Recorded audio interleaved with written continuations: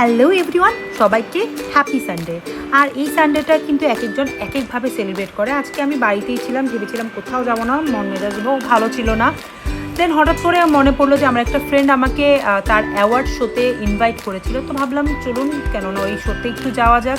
At least বাড়িতে বসে থাকার থেকে তো অ্যাটলিস্ট অনুষ্ঠান দেখা ফার বেটার। তো চলে গিয়েছিলাম তার অ্যাওয়ার্ড শোটা দেখতে। আমার বেসিক্যালি কখনো ইন্ডিয়ান অ্যাওয়ার্ড শো কখনো অ্যাটেন্ড করা হয়নি, এমনি অনেক ইনভিটেশন পেয়েছি, যাওয়া হয়নি। আমি অনেক বিউটি পেজেন্টে ছিলাম আপনারা জানেন, বাট অ্যাওয়ার্ড শোতে এটা আমার প্রথম ইন্ডিয়াতে। তো আপনারা দেখতেই পাচ্ছেন যে অনেক সুন্দর করে এখানে ডান্স অনুষ্ঠান হচ্ছে, গানও ছিল, আমি ওটা ভিডিও করতে পারিনি। আমি অ্যাকচুয়ালি খুব এনজয় করছিলাম প্রত্যেকটা মোমেন্টস, তাই অতটা ভিডিও ক্যাপচার করা হয়নি। আর এখানের মধ্যে অনেক গুণী মুখদেরকে অ্যাওয়ার্ড দেওয়া হচ্ছিল, অনেক, যেমন উনি খুব ভালো মোটিভেশনাল স্পিকার, সেই সাথে সাথে প্রিয়াঙ্কা সরকার অ্যাক্ট্রেস ছিলেন, খুব ভালো। আমার তার মুভি এখন আমার মনে আছে, চিরদিনই যে তুমি যে আমার, মুভিটা আমার এখনও পছন্দের লিস্টে আছে।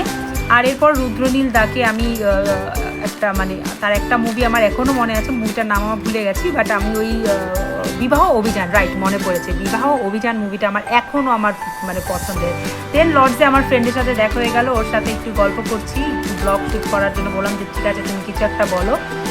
দেন বাড়িও চলে এসেছি, বাড়ি এসে একটু ফ্রেশ হয়ে জাস্ট আজকে আপনাদের আমার এই সানডে কেমন কাটলো শেয়ার করলাম। কেমন লাগলো কমেন্ট করে